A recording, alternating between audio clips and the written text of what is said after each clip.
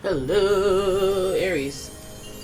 It's umomgtarot, and this is your someone's stalking you, and they wish you knew this. Tarot card reading.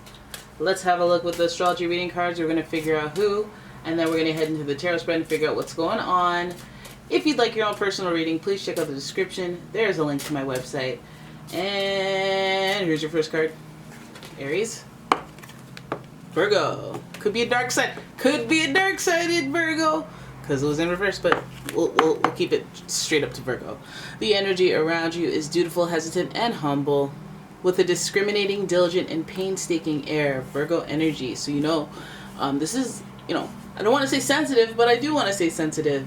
Virgo energy is very organized and very practical. So you're dealing with somebody who may be a little critical of you, but that's okay, because when they're stalking you, they stalk you through your window and be like, listen, those jeans don't look good. You probably... And then they throw a pebble at your window and then you forget about those jeans and you wear nice jeans, black jeans or some kind of... They're helping you create perfection in your life. Now, this might be a hint to who they are, perfectionist. Then we have Pisces energy, and the energy is wistful, endlessly loving, compassionate, and forgiving. It confuses and softens resolve. So you could have a Pisces on your hand, which... Two sensitive signs right there. Two sensitive signs. Pisces more in a psychic way. I dreamt about you, so I'm sad all day. Had a nightmare about you, so I'm sad all day type. Living in a loose reality, if you will, and borderline psychic. Very intuitive, very thoughtful, and just as romantic as a Virgo could be if they wanted to apply themselves. Pisces are actually embodying that. So this person might be romantically just in their feels about you, hence the stalking, and really critical of why wouldn't you think I'm the perfect person? On paper, they could be one of those. Finally, we have Aquarius energy, and this energy is freedom-loving, rebellious, idealistic, and technological. We've got an air sign in the mix. Aquarius is one sign before Pisces. It's a really different sign. It's kind of like the sign that understands Pisces because they're so complex. Very, very unique being. And again, it's almost like there's a unique and sensitive situation around this person. And it's kind of part of their temperament, but there may be something specifically unique and different about this person in terms of sensitivity. But let's have a look at this whole thing. The stalker, what they wish you knew. Holy smokes, because what they wish you knew might be the reason they're stalking you. Okay, so let's have a look. I'm using the Golden Universal. I'm shuffling away at it, as you can hear. And here's the first card. King of Pentacles in reverse. Look at that. It's giving the Taurus, it's giving the Virgo energy. That may have been Freudian slip, but King of Pentacles energy is giving us somebody who has almost control of physical and... I shouldn't say physical. That's too broad. They have control of maybe they pay your rent, so they have a lot of control. Maybe they own the car, so they have control of your transportation. Let's say they have some sort of control of you at work, where they're your boss or they're your supervisor or they're somebody that has a connect to this type of authority if it's not their own authority. Then we have then we have the Queen of Pentacles also in reverse. I'm wondering if this is a couple. It could be parents, grandparents. It could be two bosses. It could be VP and the P. It could, you know what I mean? Two people working together, two people who are conspiring together or are together involved with the stalking. Or what they wish you knew. It's looking like that. It's looking like Earth signs, Taurus, Virgo, or Capricorn are involved. These faces are giving a pair. It's giving a pair, and a pair that's not straight up honest or legit. Then we have the Nine of Wands. We keep going. We have the Hangman in reverse, followed by the Five of Swords, which would give you a little bit of a roundup of what, the feelings involved. The Five of Swords shows that somebody, they won, you win, but I lost, and so now you lost me, and so is that worth winning? Maybe, but you're not fully sold on it. You're a little regretful as to how you went about winning. Maybe we could have both won. Either way, the victory don't feel like a straight up, yay, I'm so happy. It feels more like, if I don't know, I won, I guess. It gives us that kind of energy. So I feel like you guys are in the midst of somebody playing games with you. This feels like authority. It feels like more co-worker, more like a worker, a boss and a boss, or a couple. Maybe some of you guys are in a three-way situation. You have a couple vetting you out, looking up your details. You have a pair that are interested in you, looking at, you know, your past, your struggles. The Nine of Wands is really giving kind of a long-term evaluation. Like, are you in it to win it?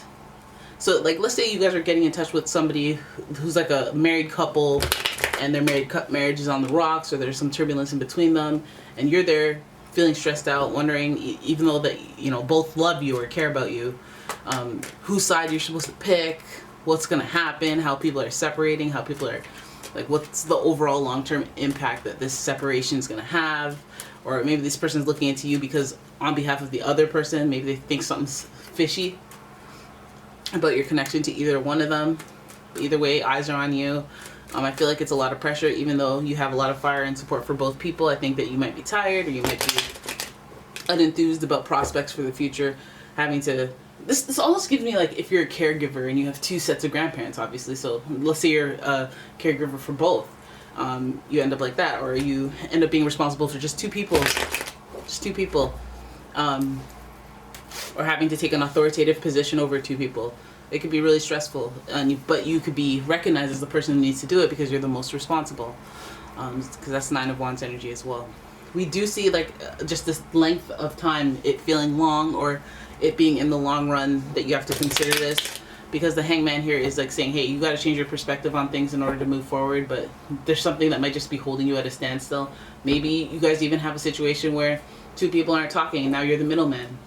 Now you're the one who has to communicate on behalf of both, and so they keep looking into your stuff because they know either person is going to be with you, and there might be pictures on Instagram, there might be Facebook posts that are related to the opposite person. You could be a mutual friend to a breakup.